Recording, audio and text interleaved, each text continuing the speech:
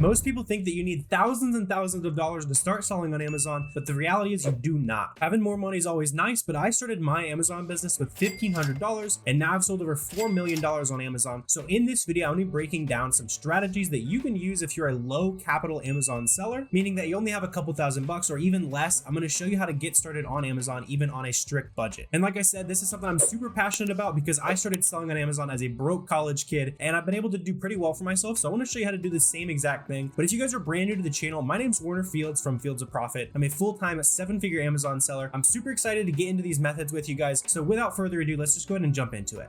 So for you brand new Amazon sellers out there, especially if you have less than $1,000, what I would highly recommend that you do is go out to hit thrift stores. That's probably not what you expected me to say here. So let me show you how you're going to use thrift stores to turn your less than $1,000 into serious significant capital. And this is how I turned my initial startup budget into about $30,000 in profit after year one. So first thing you're going to want to do is go make a list of thrift stores, right? So let's just say you live in Kansas City, right? You're in the middle of the country. This is going to work in any state you're in, especially if you've got thrift stores around, and pretty much every city does, right? So all of these thrift stores right here are going to be carrying items that are underpriced, right? And for me, what I was really looking for was used books. And so if I ever was unsure if I should go hit up a thrift store, number one, if they're in your home city, just go hit up every single thrift store in your city. And I'll show you what app to use, what to look for here in just a second. But I would also take trips out to, I even drove to Kansas City from where I grew up, which is a few hours away. And I would drive around, and for multiple days, I would stay in like a hotel. And all I would do every day is scan books. I was broke. I had to hustle. And so I wanted to turn that into something legit. You don't have to take it as insane as I did, but that's what worked for me. And I honestly did books for too long. So again, we'll talk about the other methods that you can do. But after you've gone and made your list of thrift stores here, the next thing you're going to want to do is go ahead and get the right tools for the job, right? And so this is the app right here that literally took me from broke college kid to successful business owner, 6-figure business owner in my first year. It's called Scout IQ. And I'm also going to show you guys how it works on the phone.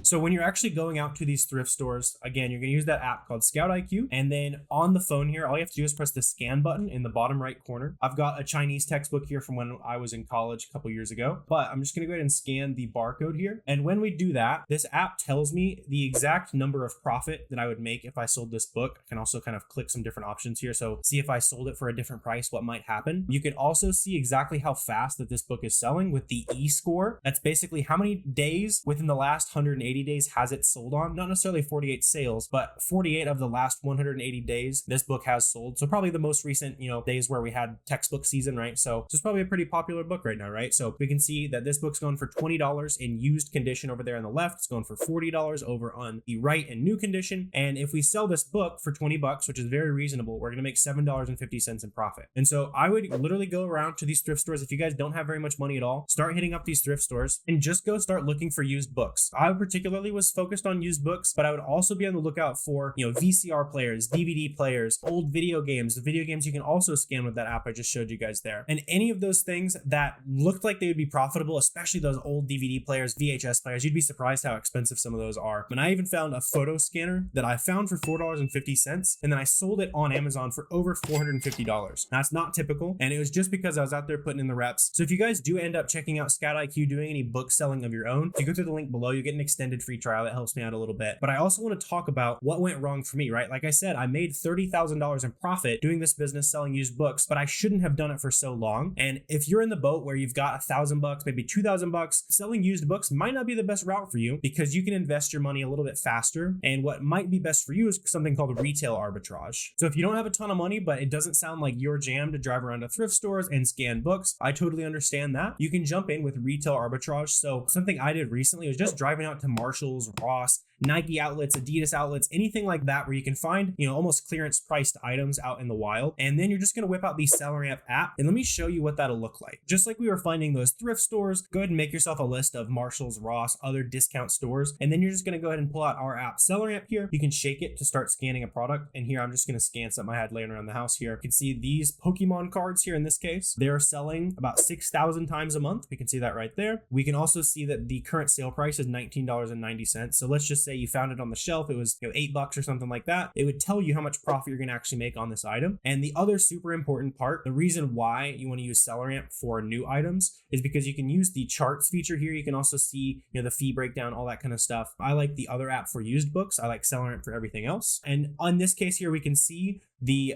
history of this item. So as I'm mousing along here, I can see that this item is very consistently sold for $19.90. Back there it sold for $21 basically. We can also zoom out to the year so we can see how consistent that is. With something like Pokemon cards, it's probably like a limited run, so the price will probably stay high. It's kind of an interesting example here, but like I said, you can really just go out to Ross, Marshalls, you can find those discounted items, and then using SellerAmp, you're gonna be able to find stuff that's massively underpriced. And so a couple things to keep in mind as you go out and hit the discount stores, I'm gonna give you a couple metrics to look out for. So the first thing is to make sure you're buying your items for about half of what you want to sell it for on Amazon. SellerAmp's gonna tell you your profit and all that, but that's like a good benchmark I like to keep in my head. Another way to look at it is just $3 profit or 35% ROI on your items. It's kind of a very basic standard in terms of how well I want to be making profit, right? And then I'm also looking for about 30 sales per month on those items. And so really the main things you want to look out for is consistency in that profit. Like we were looking at the chart there, you can see it was $21, $19. Prices weren't going to drop on us out of nowhere. And then also just making sure that the profit is worth it to you, right? You don't want to be putting stickers on a product. You don't want to be shipping an item off to a customer to make 50 cents. That's not the business we're in. That's not the business you're in. And so make sure you are a little bit strict with your profit criteria there. Don't compromise that. And then I promise you will find lots of good stuff the more and more you go out and more you start scanning products.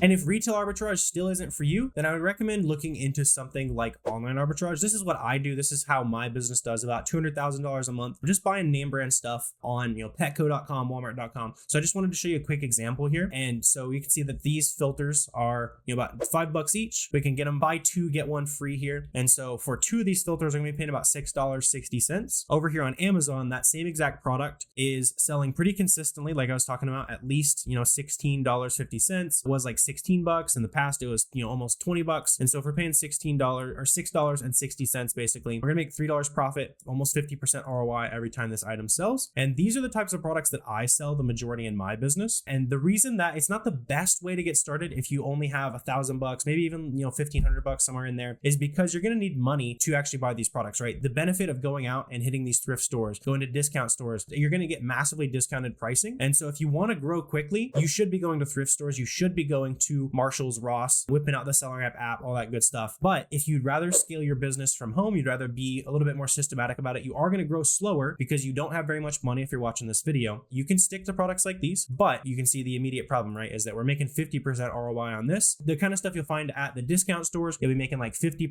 100%, 150% ROI pretty often. And then with books, the ROI is insane. That's why I was drawn to books immediately, is because typically you're buying those books for $1 or $2 at the thrift store. You're going to make at least $3, $4, $5 a book. So you get massive ROI in those categories. So if you're super limited on capital, you should go towards the lower end of the spectrum in terms of how hard you have to hustle. Up here at the top range of what I like to do personally is just looking at these websites. In this example, I can go to Petco.com. I can buy 100 of these filters. I can bundle them together. I'll have 50 units of this, and then just off that one product, I can make $150, right? If I sell all 50 units, making $3 each, that's not too bad. The downside to the other one is you're kind of hitting base hits, right? You're finding one product on the shelf, you're finding one book on the shelf. And so you can definitely jump straight into online arbitrage. And I'm not going to get into too much detail on this. If you guys want to see a video on how to find products like this one, I'll put it right up here for you guys, but I don't want to make this a sourcing video. I just want you to know that you can do online arbitrage, the business model that I primarily talk about, and I'll teach you on my channel, but you need to have, at least $1,500, $2,000 somewhere in there to be comfortable. If you have $1,000, you're probably better served to do the other stuff we're talking about.